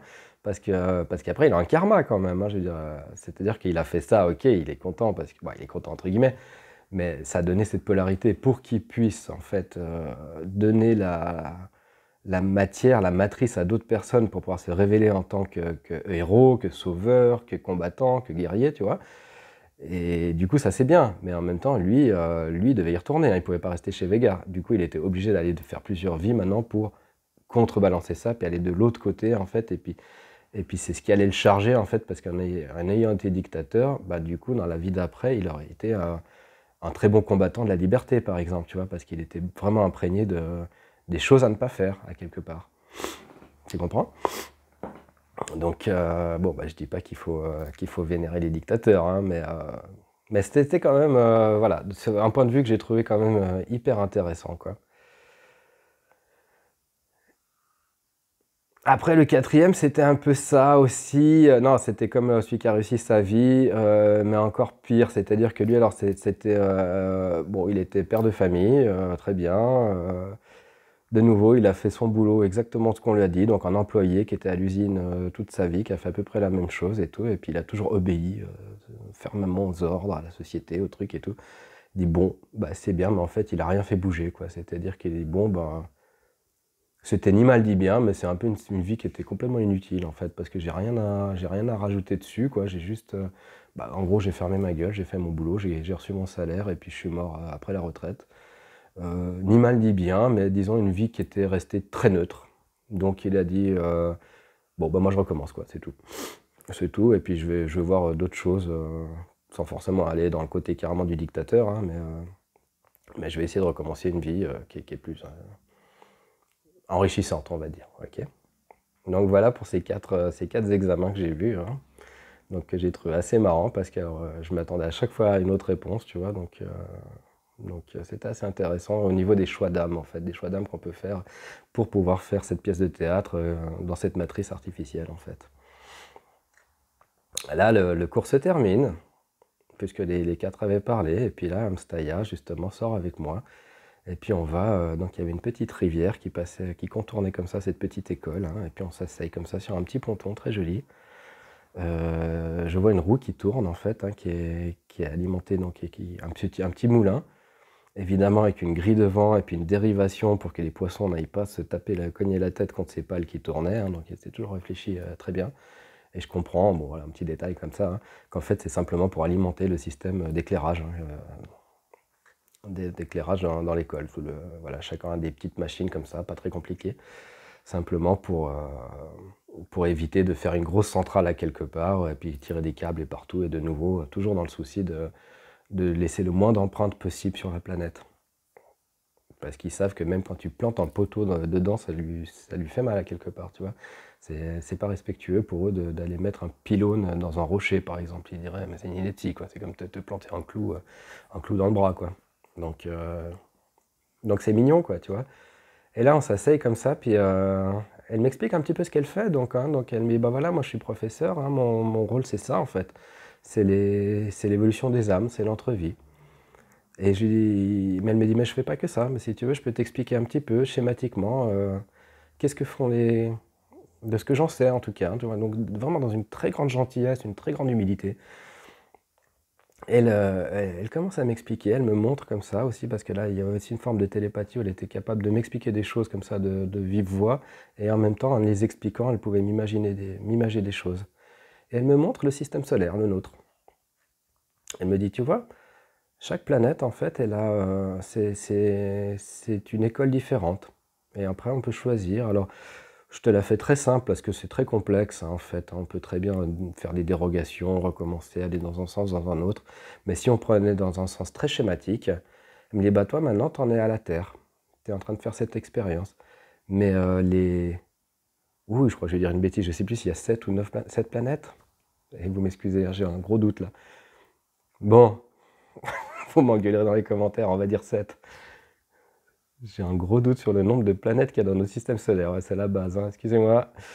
Est-ce qu'elle me le montre? Merde. Bon, bref, on s'en fout, hein. Mais tu vois, tu passes de Vénus à la Terre, à Mars, en fait. Et en fait, bon, bah Mars, apparemment non, parce qu'elle serait morte, hein, maintenant. Il y a eu des petits soucis. Mais en tout cas, le but, c'est que les âmes font de planète en planète, comme ça, elles sautent, hein. Alors, elles peuvent faire plein de vies. Et puis, en plus, elles peuvent le faire en simultané, hein. Ça, c'est un truc à comprendre aussi. C'est pour ça que ça n'est pas si long que ça. Tu peux très bien avoir maintenant une vie en parallèle sur Vénus ou sur Jupiter et puis d'être un être beaucoup plus éthéré, tu vois. En tout cas, il dit, bon, bah, ta conscience, là, maintenant, ce bout d'âme que moi, je suis en train de discuter, bah, il correspond à la Terre. Mais ton âme, elle est beaucoup plus grande que ça. J'ai dit, ok. Donc, en fait, c'était assez intéressant ce qu'elle me montre. C'est qu'elle me dit, il y a quand même un cycle. C'est-à-dire que tu passes de planète en planète et tu grandis à chaque fois. Tu évolues. Si on prenait, si tu veux... d'une façon linéaire pour réussir à le comprendre, hein. Donc si tu prends vraiment le bout d'âme qui ferait tout, il arrive finalement sur la planète la plus éloignée ou la plus proche, maintenant je ne sais pas une question dans quel sens ça va, mais une fois qu'il est vraiment, qu'il a terminé son cycle des 7 planètes, hein, on peut dire que l'éducation elle est faite, l'expérience elle est complète. En tout cas, cette partie-là de l'expérience, cette partie-là de la formation d'une âme sur un système solaire qui serait vraiment juste un système solaire qu'on pourrait dire école, qui est complètement fait simplement pour pouvoir faire des expériences et ainsi de suite. Et les autres planètes se prêtent aussi au jeu comme la Terre pour qu'on puisse faire des expériences différentes. Et là où c'est super mignon, là, alors là ça m'a vachement étonné, j'ai trouvé ça hyper cool, c'est qu'elle me dit, mais quand tu as terminé ces 7 cycles, il y a une phase de repos, en fait. Il y a une phase où tu prends des vacances et tu vas fusionner, en fait, si tu veux, c'est comme si ton âme, elle prenait plein d'informations comme ça, de planète en planète. Et puis quand tu arrives et puis que tu es suffisamment chargé d'informations, tu vas le partager à quelque part. Et où est-ce que tu vas partager ça? En fait, eh ben, tu retournes au soleil. Et le soleil, ce qu'elle me dit, c'est qu'en fait, c'est un agrégat d'âmes. Tu vois, c'est ça qui fait la fusion nucléaire, en fait, sur un soleil, quoi. C'est-à-dire que c'est toutes ces âmes qui dansent ensemble, qui chantent, qui s'entremêlent et qui sont là. Mais c'est et elle m'a fait palper un petit peu l'énergie, si tu veux. C'est une joie exceptionnelle parce que c'est comme si tu revenais. C'est pas encore la source, ça ce sera plus tard, mais déjà c'est une pré-source, quoi, notre soleil à nous. Donc en fait tu retournes et tu te mélanges complètement au tout, donc tu gardes ton individualité, mais en même temps toutes tes informations, tout ce que tu as capté pendant tous ces systèmes solaires, pendant toutes ces planètes, pendant toutes ces vies, du coup tu viens et tu le partages complètement, et tout ça, ça se mélange en fait. Donc en fait tu es toi, mais en même temps non seulement tu donnes toutes ces informations, mais tu reçois en même temps toutes les expériences de toutes les âmes qui ont vécu, et du coup tu te charges complètement de toutes les émotions, de toutes les joies, de tous les souvenirs possibles imaginables, et tu pourrais en prendre un par an, tu vois. Donc c'est comme vivre sur le soleil, apparemment, c'est une planète qui est absolument, une étoile qui est absolument vivante, et puis qui est complètement pleine d'âme. Et ce qui est marrant, c'est qu'elle me dit, bah, regarde, si tu le regardes avec tes yeux, comme ça, tu vois, je sais pas si ça tu vois aussi, mais si tu le regardes avec des lunettes de soleil, tu vois comme une énergie qui ça tourne comme ça, il y a une espèce de, tu sais, de serpent de feu, moi je le vois comme ça, puis ça, bon, c'est éblouissant, hein, tu vois, faut pas le faire, enfin bon, là, t'es un adulte, hein, tu sais quoi faire, mais le soleil, quand il est assez fort, comme ça, justement, on perçoit en fait tout ça. L'image que j'ai eue, excusez-moi, parce que je voulais pas être vulgaire dans cette vidéo, mais c'est comme si c'était une partouze géante, quoi. Il y a vraiment une histoire il y a une idée de chakra sacré, donc de sexualité. C'est-à-dire que c'est comme, tu vois, le plaisir de se mélanger les uns les autres, tu vois, de fusionner les uns dans les autres. Alors, en fait, ouais, je dis partouze, mais c'est de l'amour, quoi. C'est vraiment, tu vois, il y a un amour fou, quoi, de dire, waouh, on a fait tout ça, et puis maintenant on arrive à faire un agrégat de tout ce savoir, de toutes ces expériences, de tout ce data, en fait. Et du coup, c'est comme si tout le monde se mélangeait, tu vois, sur la Terre, on mime juste avec un organe, tu vois, se mettre l'un dans l'autre comme ça. Mais là, c'est vraiment tout le corps des corps qui se met ensemble et puis qui se mettent ensemble et qui se redivisent et qui se remettent ensemble et ça fait des frottements et tout ça. Alors je ne pourrais pas t'expliquer exactement comment, mais du coup tout ça crée de l'énergie en fait et tout ça crée de la lumière et tout ça crée le soleil. C'est dingue, hein? Alors pourquoi je parle je suis désolé, j'ai pas d'autre image, hein, mais de partout en fait. C'est qu'après il y a des photons qui sortent du soleil comme ça si tu veux.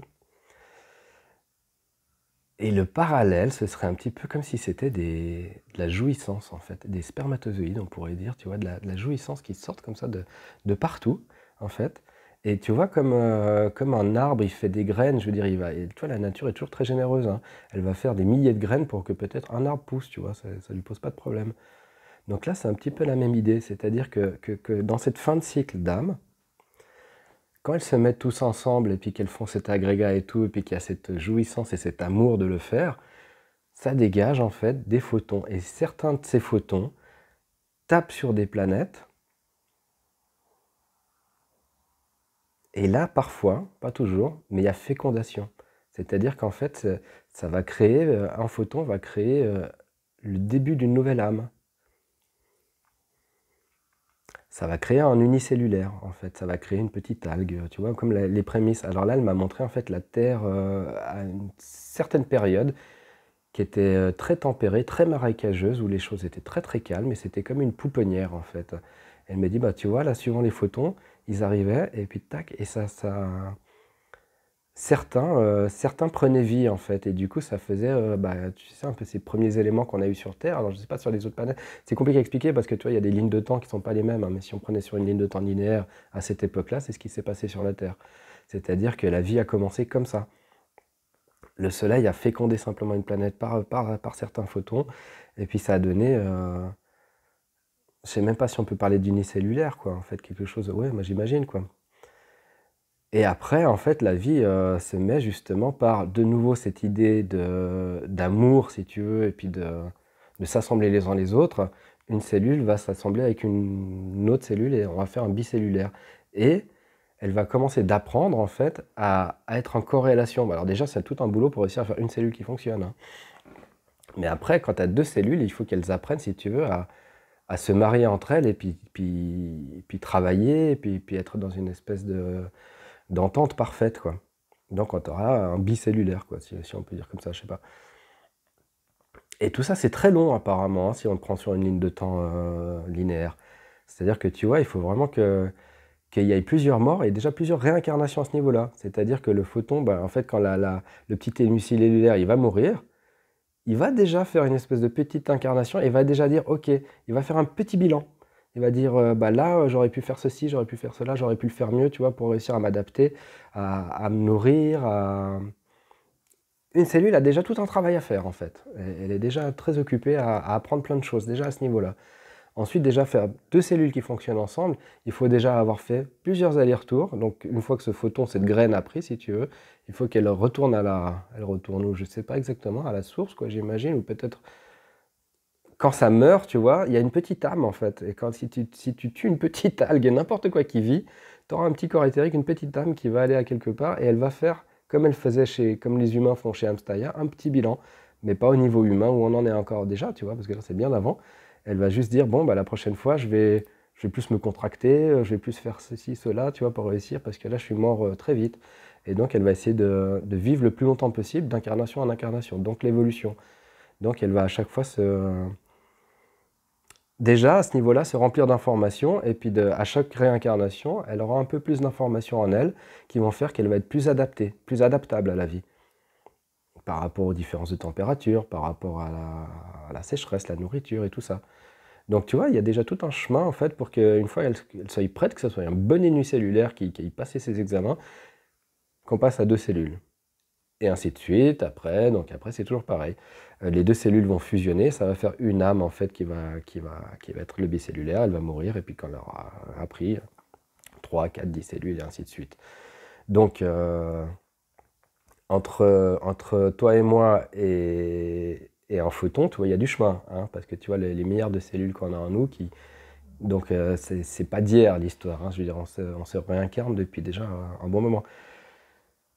Ce qui me fait venir en fait au fait où je te disais que les âmes, c'est la plus grande richesse et la plus grande fierté de la source. Tu vois, si tu arrives à peser comme ça mieux, parce que c'est-à-dire qu'une âme humaine, faut dire que c'est des milliards et des milliards d'essais différents, des milliards et des milliards d'incarnations, de réincarnations, et puis de changer comme ça sur plusieurs plans, et puis de réussir à devenir un seul être, un genre d'univers. En fait, on est comme si on était un univers qui maintient toutes ces cellules ensemble, hein, par le corps éthérique, par l'âme, par des choses que j'arrive pas bien à expliquer. Mais n'empêche que toutes ces cellules qui fonctionnent parfaitement dans ton corps, des milliards de milliards de milliards, tu vois, ça s'est pas fait comme ça directement. Ça a dû commencer par vraiment un début. Et après, on voit ça encore à la naissance, enfin les formations d'un enfant, quoi, tu vois, quand tu as une cellule qui, tac, qui se dédouble comme ça, bref. Il y a une relation, tout ça, c'est assez lié. Et puis alors, tout ça pour dire que quand nous, on aura terminé, bon, on a le temps, hein, quand on aura terminé notre expérience sur toutes les planètes et de faire ces systèmes solaires, et bah, tu vois, bah, Vega, c'en est un autre, un de système solaire en l'occurrence. Euh, on refusionnera sur une étoile, et j'imagine qu'on fusionnera après sur une étoile de plus en plus grande, pour jusqu'à arriver au soleil central de la galaxie, plus après encore être vraiment dans la source de notre univers, et puis de retourner à Dieu. Alors, je vais te dire, les gars, entre Dieu et nous, il y a, il y a encore le temps, hein, je vais te dire. On n'est pas pressé parce que, bon, on a fait beaucoup de chemin. On est, je sais pas, on est à mi-chemin, hein, je sais pas, peut-être 10% du chemin, hein. Non, pas à mi-chemin, hein, mais d'ici qu'on soit vraiment retourné complètement à la source, on sera des êtres beaucoup plus évolués. Mais alors, t'inquiète pas que notre petite vie terrestre, là, c'est juste, c'est très très peu, c'est pas grand-chose.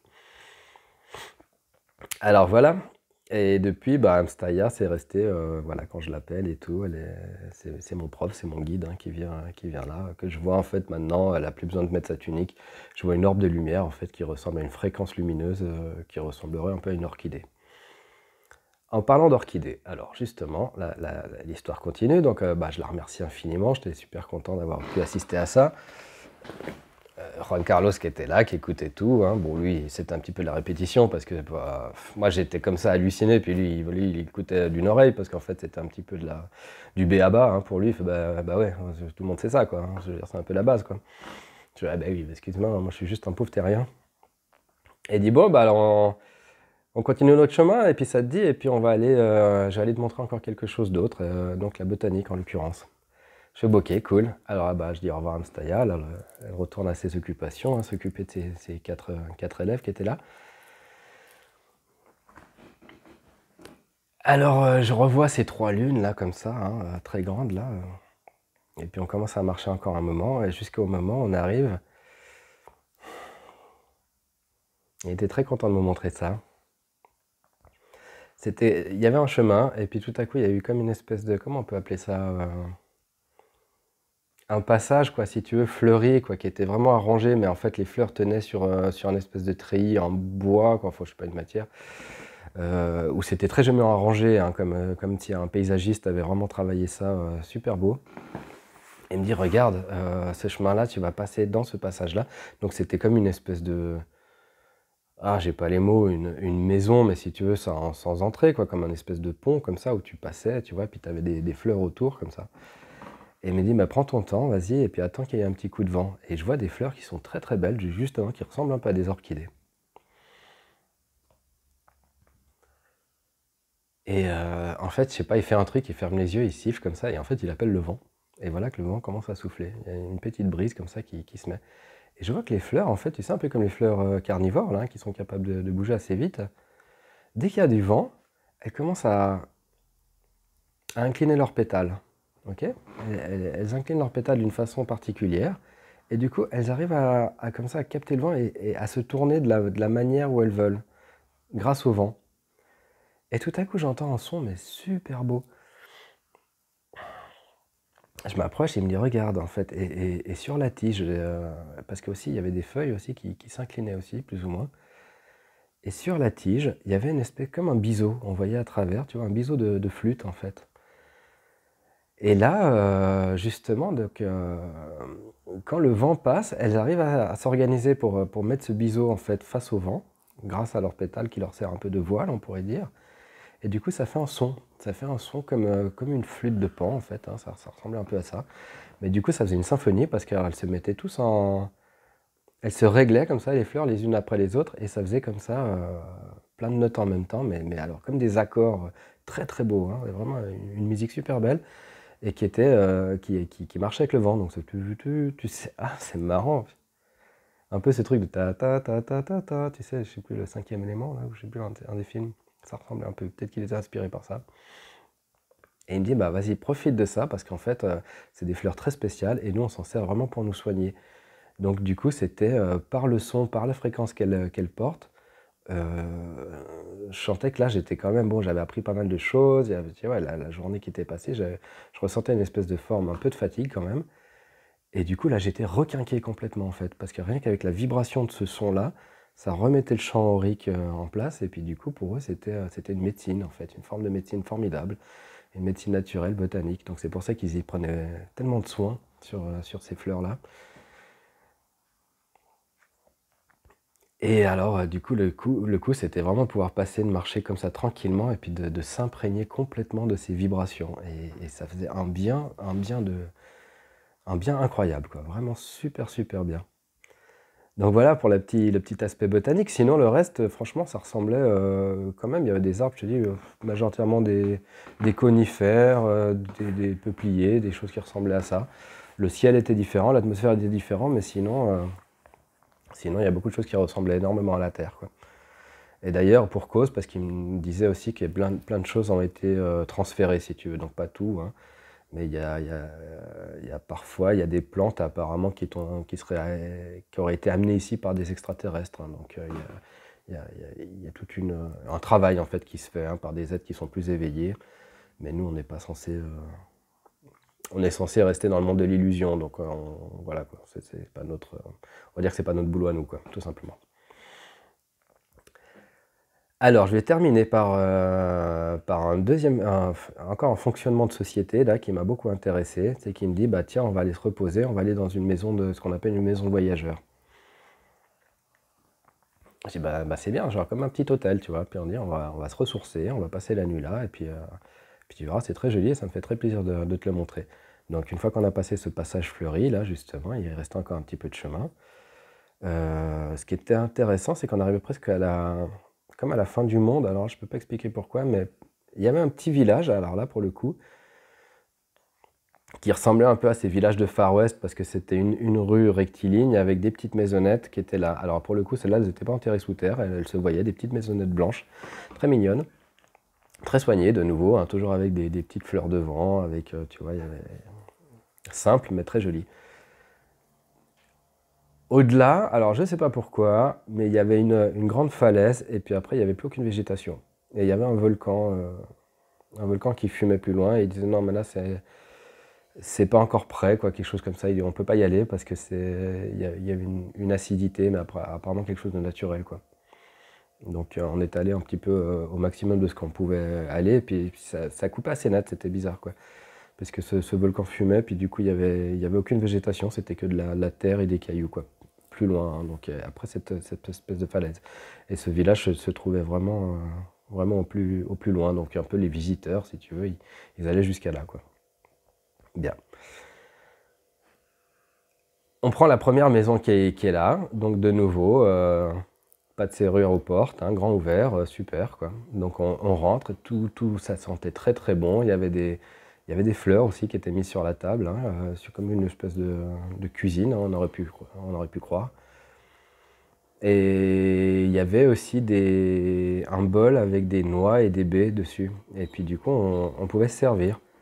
Donc rebelote, moi avec mon obsession terrestre, je me dis mais qui, mais pourquoi, mais comment, tu vois, mais pourquoi, qui a mis ces noix et qu'est-ce qu'ils ont à y gagner, tu vois, et puis comment ça se fait quoi en fait, comment ça se fait qu'il y a des gens qui sont motivés à construire une maison simplement pour la donner et puis en faisant confiance comme ça que n'importe qui peut rentrer dedans, tu vois. Et là, il commençait à dire, ouais, ouais, ouais, bon, bah attends, t'inquiète pas, tu vas voir, hein, c'est bon, tu vas pouvoir participer cette fois. Je dis, bon, ok, intéressant. Ah, la petite souris qui court là, les trois. Il y avait sur cette table Alors ils sont pas, tu vois, ils ont de la technologie, hein, ils ont de la technologie très avancée, mais de nouveau, vraiment juste le nécessaire. C'est toujours de la technologie en sagesse. Et il y avait un petit appareil là sur cette table qui était à côté des noix, qui aurait pu ressembler à un téléphone portable. Je sais plus exactement, un cube assez simple, hein, mais il y avait plusieurs fonctions.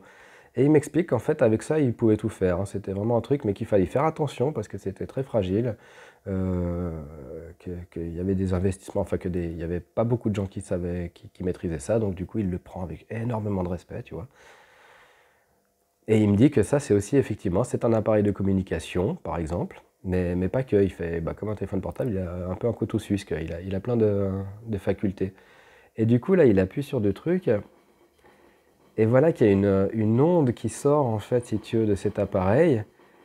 Et il s'en sert pour charger les noix et les petites baies qu'on nous avait laissées. En fait, c'était simplement les habitants de la veille qui étaient passés par là. Et ils nous avaient laissé ces noix qu'ils avaient cueillies. Et en fait, ils en avaient cueilli suffisamment pour que le prochain puisse avoir, en fait, de quoi se repaître, en fait, quand il revenait de sa randonnée, en fait, hein. C'était un petit peu le but. C'était un peu comme un gîte, on pourrait dire, hein, tu vois, comme un refuge de montagne. Mais c'était super chou parce que tu sentais les intentions des gens qui nous avaient laissé ces petites fleurs, tu sais, des petits trucs comme ça. Et alors là, ce qui était extraordinaire, c'est que justement cet appareil, il disait, bah, en fait, ça vient charger les aliments. Et du coup, ils sont beaucoup, beaucoup plus hauts en énergie. Et ce qui était intéressant, c'est que du coup, c'est qu'on a mangé deux trois noix, deux trois baies, et je me suis senti, mais genre, hyper repu, comme si j'avais pris le repas de ma vie, quoi. J'étais, mais waouh! J'étais, mais c'est hyper bon, quoi. C'était 10 fois meilleur que si j'avais mangé un sanglier tout entier, quoi, tu vois. Puis au contraire, après, j'étais super, super énergétique et tout. Puis là, il m'explique, justement, il dit, bah oui, parce qu'en fait, on a trouvé la solution de mettre, comme si on chargeait les aliments avec beaucoup plus de prana, finalement, et puis qu'en fait, on a compris que nous, on mange beaucoup. Pourtant, ils avaient un corps comme toi et moi, hein. Mais on a compris qu'en fait, on peut charger les aliments avec une énergie, parce que finalement, le corps, il se fatigue beaucoup à digérer des aliments lourds, mais par contre, il se nourrit de l'énergie des aliments. Il ne se nourrit pas de l'aliment en lui-même, il se nourrit de l'énergie qu'il porte. Donc, il me fait un petit parallèle, il me dit, tu vois, c'est bête parce que sur la Terre, vous mangez beaucoup trop, vous mangez beaucoup de choses qui ne sont pas du tout utiles pour le corps, finalement. Et certainement, il me dit, bah, tu vois, il y a trois catégories. Il y a la catégorie qui va vers la mort, donc la viande par exemple, tu vois, c'est quelque chose qui te descend comme ça en énergie, parce que si tu attends, tu vois, ça va de plus en plus vers le pourrissement et vers la mort. Donc en fait, quand tu injectes ça, toi, tu as une énergie qui vient te descendre comme ça, te plomber, donc tu as l'impression d'être gavé, tu as des sensations, parce que là, c'est plus au niveau émotionnel et au niveau physique, au niveau de ton estomac,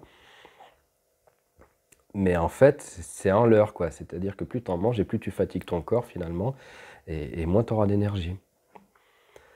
Après, il y a celle du milieu qui est en vie, donc les fruits et légumes vivants que tu viens de cueillir, tu vois.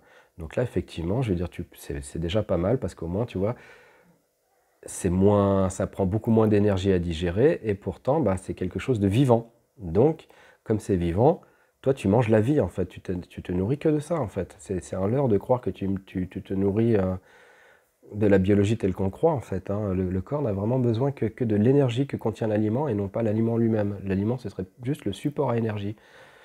Et après, il y a une troisième catégorie qui serait par exemple les graines germées, où il m'explique qu'effectivement, quand tu manges une graine germée, tu vois, tout le corps éthérique de la plante est déjà là. Et en fait, si tu manges 10 graines germées, c'est comme si tu avais mangé l'énergie d'une dizaine de plantes, puisque en fait, c'est une énergie qui ne va pas droit, c'est une énergie qu'on dit sativique, hein, les Indiens disent ça, qui est vraiment en cours de montée comme ça, en exponentielle. Donc en fait, c'est beaucoup plus intéressant. Et donc, lui disait, bah, ces baies et ces noix, en fait, qui sont comme ça, à l'état de vie, comme ça, latente, on lui met cette énergie avec cet appareil et ça la rend comme si tu mangeais des graines germées, mais fois 1000, quoi, en fait, hein. Donc voilà. Donc ce qui leur permettait de moins abîmer la planète, de moins se nourrir, tu vois, et puis d'être beaucoup mieux nourris. Et puis c'est pour ça qu'aussi, ça a contribué à ça, mais que les gens sont tous super fit et super en forme sur cette planète, quoi. Ok. Donc ça, c'était pour la partie alimentation. Moi, je commençais à m'être redevable, là, parce que je me dis, mais dis non, tout le monde me donne tout là-dedans, et puis moi, je peux faire quoi, tu vois? Et bien, bah, attends, c'est très simple, hein, parce que là, du coup, nous, on n'avait pas de noix, on n'avait pas de machin à. Tu vois, on n'avait pas cueilli de fleurs non plus. Bah, d'ailleurs, c'était pas des fleurs cueillies, hein, c'était des fleurs vivantes qui étaient dans un pot, hein. Mais il me dit, bah écoute, là, la journée a passé, allons nous reposer, allons dormir, et puis demain matin, parce qu'il y a aussi des jours et des nuits, hein, demain matin, je vais te proposer quelque chose, ok? Mais il faut que tu le fasses avec du cœur, sinon ça n'a aucun intérêt. Ok, alors voilà, la nuit passe et on se réveille le matin. Super, en pleine forme, super bien. Et on se rend compte en fait que quand on est rentré dans la maison, on a mis un peu de terre sur le palier, il n'y avait pas de palier justement, enfin sur l'entrée de cette petite cuisine. En fait, c'était une toute petite maison sur 2 étages, hein. Il y avait donc une cuisine, une pièce, et puis tu montais l'escalier, puis il y avait des chambres pour dormir, c'est tout, avec un petit toit pointu. Et il me dit, bah écoute, tu sens quelque chose qui te dérange là? Puis je dis, bah ouais, on a sali quoi en fait, tu vois, parce qu'on avait les chaussures un peu crottées quoi, il y a de la terre, hein, comme sur la terre. Et puis il me dit, bah alors comment on pourrait faire ça mieux? Je dis, bah déjà on pourrait passer un coup de balai. Il fait, ouais, d'accord, évidemment qu'on va faire un coup de balai, mais tu penses qu'on pourrait pas arranger le truc d'une manière plus judicieuse, plus durable, tu vois? Et voilà, je comprends en fait le système global cette fois. Je me dis, ah, mais c'est comme ça qu'elle s'est construite cette maison. C'est-à-dire qu'à chaque fois que quelqu'un rentre dedans, il donne son cœur. Il donne pas son porte-monnaie, tu vois, mais il dit, voilà, tu dois sentir en toi où est l'imperfection. Qu'est-ce qui te dérange et qu'est-ce que tu as envie de rendre plus beau? Et ben, je dis, bah, du coup, c'est vrai que c'est un peu inquiétant parce que on rentre comme ça, il y a de la terre juste devant, tu vois, puis à chaque fois, on va marcher et puis du coup, il faudrait un paillasson, il faudrait quelque chose, quoi, tu vois. Et là, il me dit, écoute, si ça te dit, bah justement, c'est exactement le principe, en fait. Et là, tu vas payer ton karma, hein, à quelque part, hein, si tu veux. À quelque part, ça sera une participation globale et ça payera du coup tes chaussures, ton parachute et ta gourde. Et ça te payera aussi la nuit que tu as passée, que tu as utilisée dans cette maison. Et il me dit, bah pourquoi on ne construirait pas une chape? C'est-à-dire qu'en fait, devant la maison, pourquoi est-ce qu'on ne coulerait pas une matière, tu vois? Puisqu'en fait, il n'y avait pas d'herbe, hein, c'était juste de la terre, là, pour le coup, devant. Et tu vois, la maison, elle n'est pas vraiment finie, quoi. C'est-à-dire que chaque personne a commencé à construire un petit peu. Et à chaque fois que quelqu'un passe, en fait, il sent ce qui lui a dérangé, en fait, quel était le manque dans cette maison. Et puis, si tu as des capacités, des atomes crochus, des connaissances, telles qu'elles soient, eh bien, en fait, tu peux les mettre à contribution. On ne demande pas à tout le monde de faire la même chose. Et en l'occurrence, bah là, il y avait un très beau tableau d'ailleurs. Et Dieu, bah là, il y a quelqu'un qui aimait peindre, qui aimait dessiner. Donc, du coup, elle a mis un tableau et ça décorait l'intérieur. Et toi, elle dit, mais tu vois, toi, tu es plus dans l'énergie masculine. Qu'est-ce qui te semblerait et tout. Alors, puis, bah, c'est vrai qu'en fait, j'y construirais bien un palier, quoi, en fait. Tout simplement pour rajouter, en fait, rajouter ça. Et du coup, ça corrigerait ce problème de mettre de la terre à chaque fois qu'on rentre dans la maison. Et bien, formidable, tu vois. Et alors là, il va chercher justement, bah, il y avait ça déjà prêt, des sacs d'un truc naturel, un espèce de mortier qui suffisait de mélanger à de l'eau et puis ça donnait un espèce de ciment, mais de nouveau un truc, ça sentait bon en plus, hein, je pense de la chaux, je sais pas, un truc biologique en tout cas qui récupérait comme ça. Et dès que tu mélangeais à l'eau, bah, ça faisait un genre de ciment et les plantes pouvaient quand même pousser par-dessus apparemment, quoi. Donc voilà, c'était une expérience formidable parce que du coup on s'est mis vraiment à faire ça, mais dans la joie complète, quoi. Vraiment, j'aimerais bien réussir à faire transpirer ça, là, parce que si on pourrait faire des choses comme ça sur Terre, ce serait tellement plus simple, tu vois. C'est-à-dire que t'attends pas, tu donnes sans attendre, tu vois. Tu donnes simplement ce que tu as envie, parce que tu as envie, parce que c'est l'essence humaine, elle est comme ça. Tu as envie de faire un truc mieux, tu as envie de le partager, tu as envie de montrer, tu vois, de rendre le monde meilleur d'une façon ou d'une autre. Et là, alors, on s'est mis les deux, justement, il y avait une espèce de râteau, puis on a mélangé ça, et puis on a commencé à couler on a aplani le terrain, on a fait de la maçonnerie, quoi, en fait, hein, une espèce de paysagisme maçonnerie. Et du coup, on était tout fiers de nous, parce qu'alors on a fait un carré le plus joli possible, vraiment, on s'est donné une peine du diable, hein, à faire ça, et puis de le faire bien lisse et bien joli, puis bien délimité, comme ça faisait un petit palier. Et voilà que les choses étaient rentrées dans l'ordre, en fait, les choses s'étaient équilibrées, tu vois. Donc, c'était la plus belle journée de ma vie, j'ai envie de dire, quoi. Et puis alors, bon, bah, l'histoire se termine là, en fait, hein. C'est-à-dire qu'on était fiers de nous, on était contents, tu vois. On s'est dit, bah voilà, le prochain, il va arriver. Puis tu vois, c'est pas la question de savoir si nous, on a fait ça ou on n'a pas fait ça, quoi. Tout ce qu'on voulait, c'est que l'important pour nous, c'est qu'on est reparti de cette maison en l'ayant laissée un peu plus jolie, un peu plus construite, un peu mieux qu'elle était avant, tout simplement. Et tu peux imaginer que si tout le monde faisait ça, et d'ailleurs c'était ce qui se passe, hein, c'est qu'au bout d'un moment, cette maisonnette devient vraiment quelque chose de très joli. Peut-être le prochain, il mettra une fontaine, le prochain, il mettra, tu vois, à chaque fois, ce qu'il a dans le cœur, en fait, hein, ce qui lui plaît. Donc le travail se fait vraiment comme ça. Tout le travail, tout l'échange se fait vraiment par élan du cœur, par élan de générosité. Donc voilà ce que pourrait donner la Terre, en fait, j'espère, dans peut-être pas si longtemps que ça, en fait, hein, parce que les choses sont en train de virer très très vite. Quand on voit qu'il y a un écroulement des piliers de la matrice, hein, donc quand on parle des piliers, on parle du système éducatif, mais on parle du système financier, parle du système médical, on parle du système des transports, tu vois, tous ces piliers, en fait, qui sont assez grands, bah, finalement, il manquerait pas grand-chose, tu vois. Et n'importe quel monde qui a évolué, évidemment, le système financier, l'argent, c'est vraiment fait pour les peuples préhistoriques, en fait, hein. C'est vraiment fait pour... Alors oui, c'est pratique. Je dis pas, je veux dire, c'est une énergie d'échange, on en a déjà parlé, il y a des entités derrière qui sont ni mal ni mauvais derrière l'argent. Mais n'importe quelle société qu'on peut visiter, si d'autres ont canalisé aussi sur des civilisations qui sont plus avancées, il n'y a jamais d'argent, quoi. Jamais. Parce que du coup, c'est trop dangereux. C'est-à-dire que ça donne vraiment, ça peut trop vite se déséquilibrer, donner beaucoup de pouvoir à un et donner du manque à l'autre, tu vois. On ne peut pas tout faire passer par l'argent. Mais quand l'argent, ça devient juste l'envie de l'échanger, le pouvoir du cœur qu'en fait, tu transformes ton porte-monnaie par tes élans du cœur, quoi, tout simplement, ben, en fait, ça donne un monde qui est totalement équilibré, totalement juste. Mais bien sûr, il faut que tout le monde joue le jeu, tu vois.